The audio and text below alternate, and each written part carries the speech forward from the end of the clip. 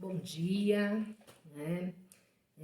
Estamos aqui hoje na classe das mulheres adoradoras para continuarmos o estudo de Filipenses. Hoje vamos falar Filipenses capítulo 2, né? Uma carta de Paulo que nos ensina a questão da humildade cristã, nos ensina a sermos servas, né? Sermos servos, porque Jesus foi servo. Então, nós vamos nessa manhã, nesse domingo, refletir sobre a carta de Filipenses, capítulo 2. Antes de nós começarmos, vamos orar, né? Agradecer ao nosso Deus. Pai amado, eu agradeço ao Senhor por mais esse dia, eu agradeço por o Senhor nos ter abençoado, né? E nos concedido, meu Deus, estar no meio dos nossos.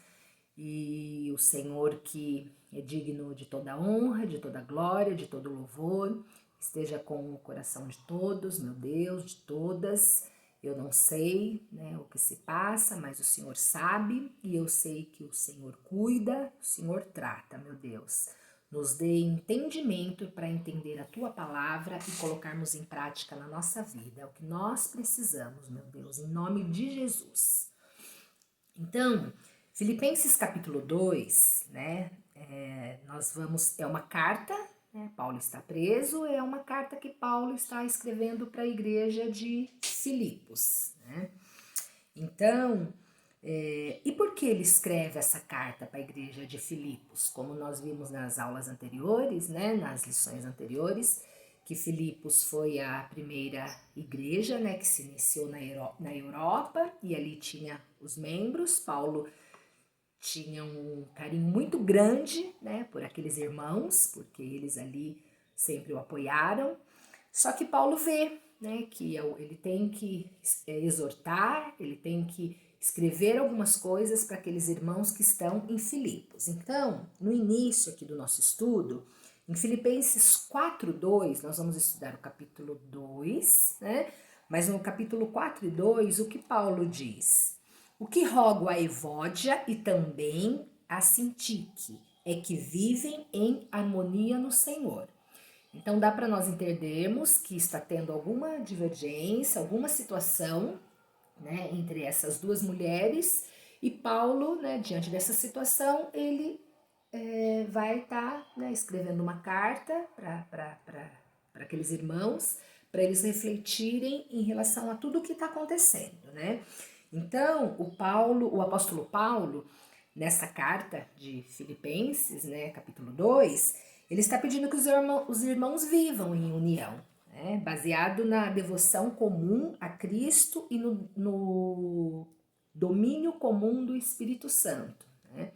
Porque somente o Espírito Santo que pode fazer com que a gente, né, o nosso coração se transborde, o nosso coração, independente das circunstâncias, da situação, faça com que aquelas pessoas que nós estamos vivendo no nosso meio, a gente possa ter união, né?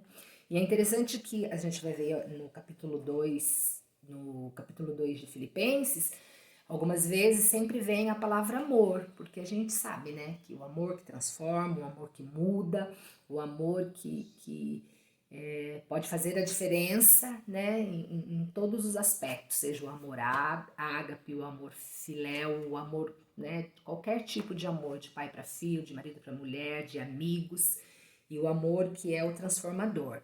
Então, no versículo 1, Paulo diz sobre a questão de nós vivermos, né, ter uma atitude de compaixão e de concordância, né, para que possamos realmente viver em união.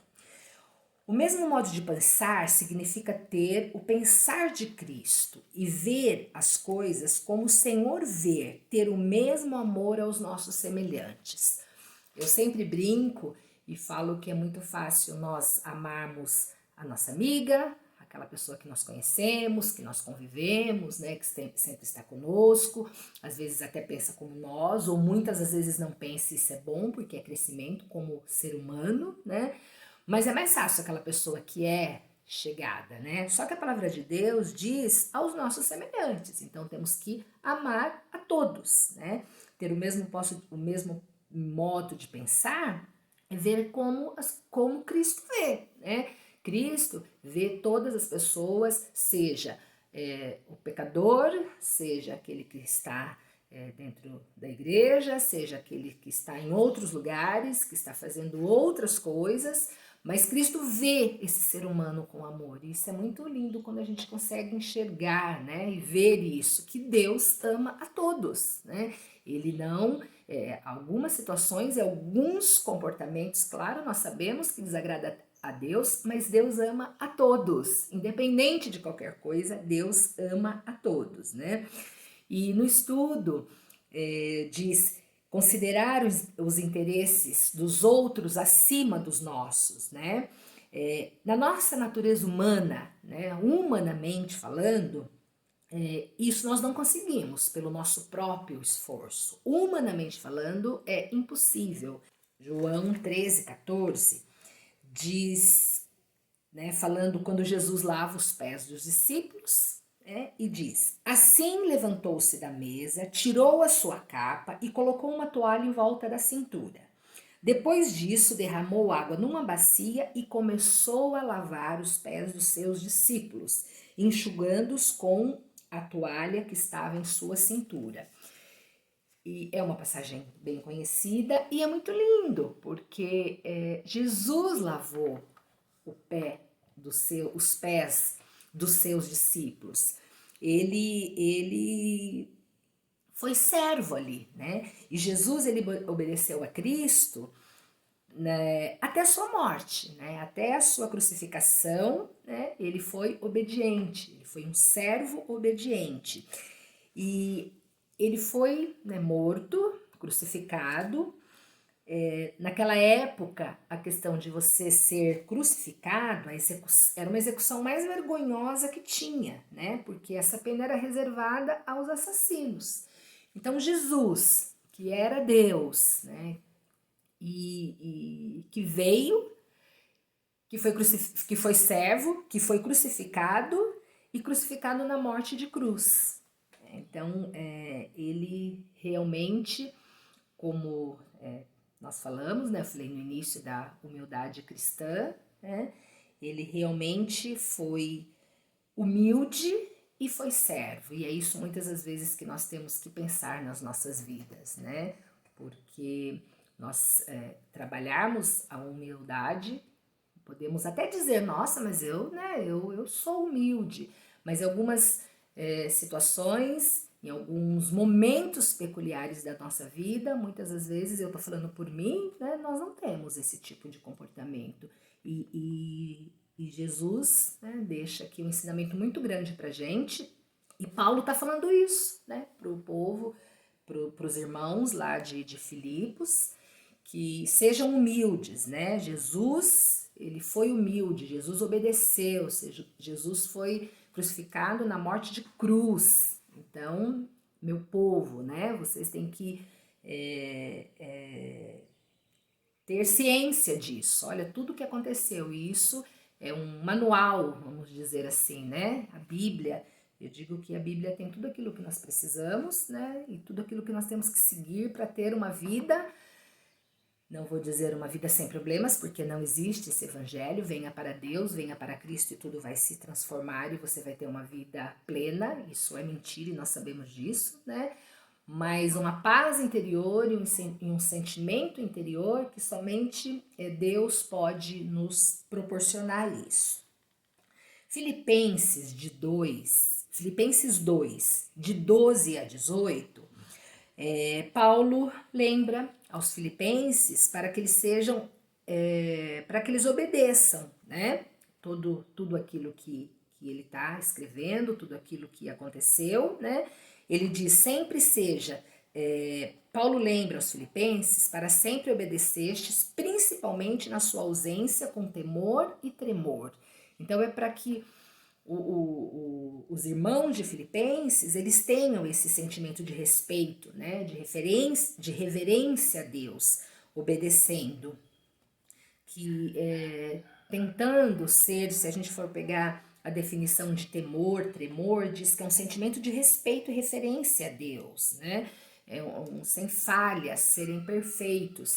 E nós somos seres imperfeitos, nós só vamos conseguir, né, ser melhores se formos, não vou dizer perfeitos, porque perfeição é só Deus, mas nós só vamos ser melhores se formos obedientes a Deus.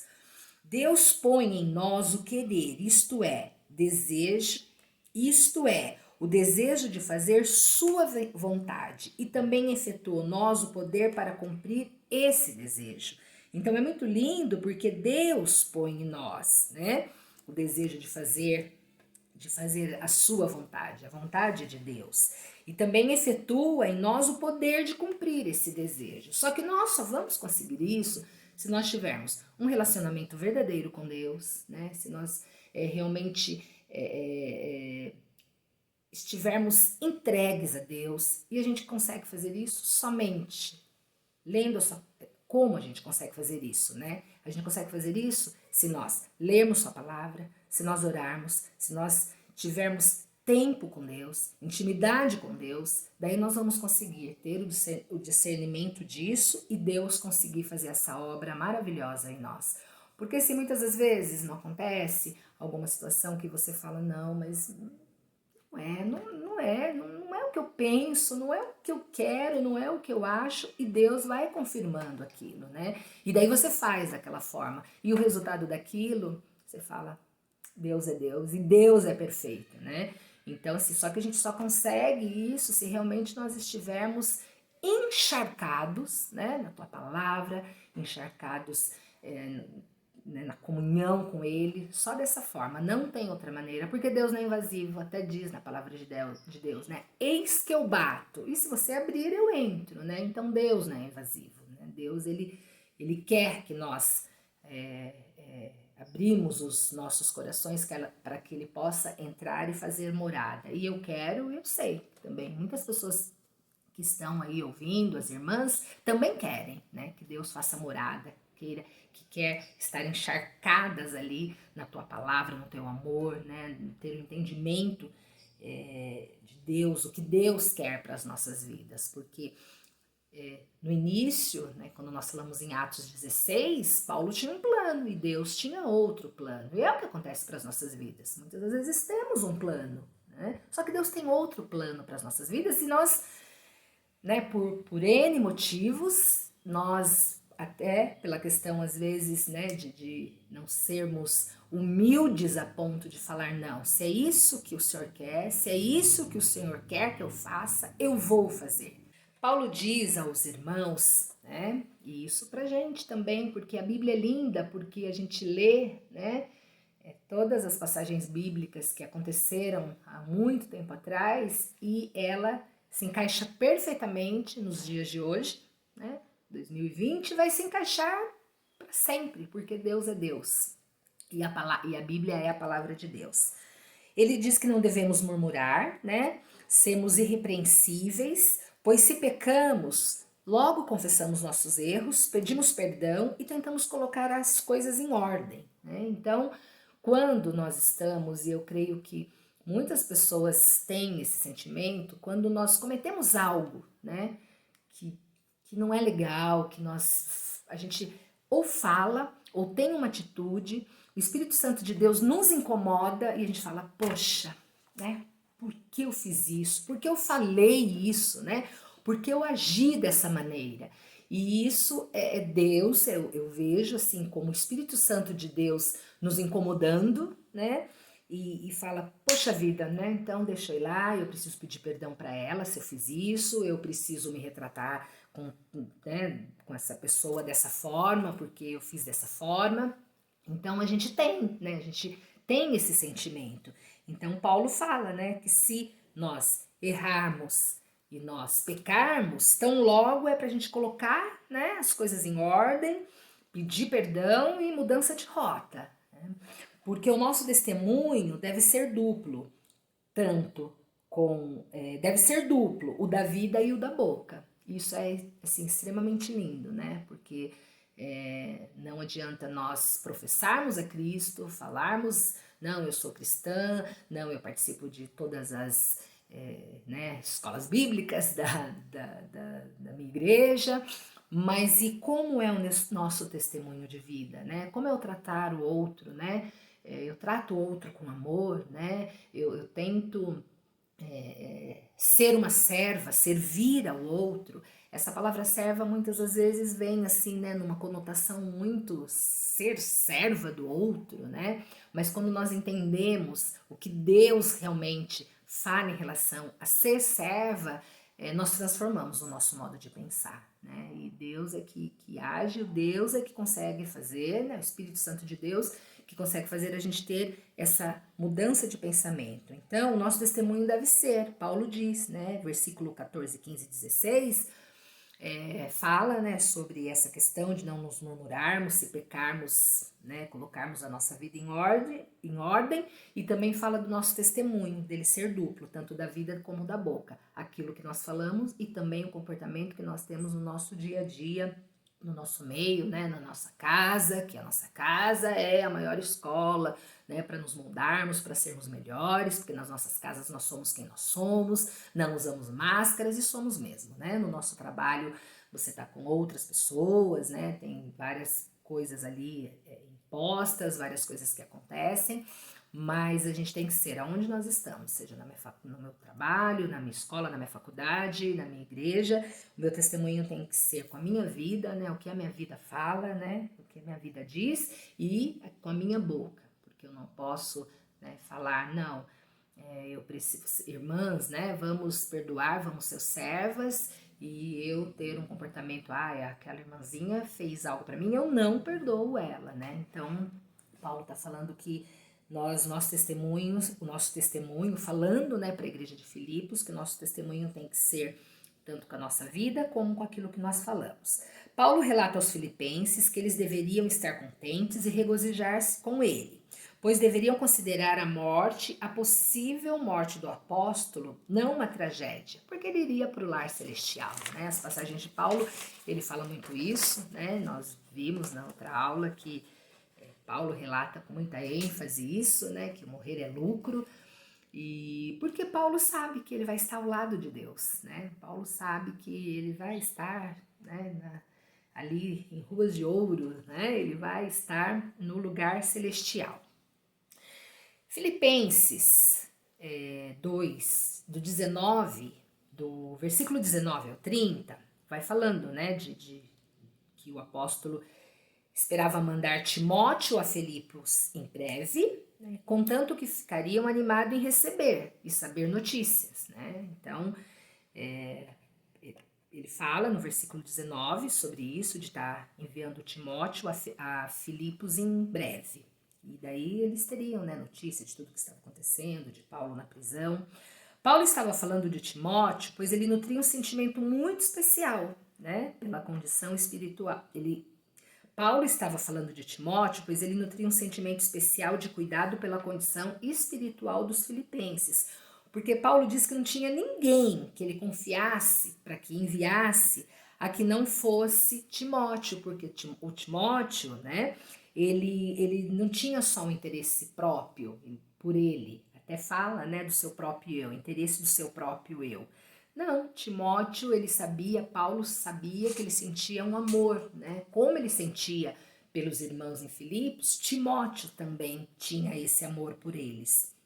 Timóteo era um filho na fé do apóstolo e desempenhou com grande fidelidade seu papel, né? O apóstolo Paulo esperava que fosse libertado logo, né, a fim de poder ir visitar os irmãos em Filipos.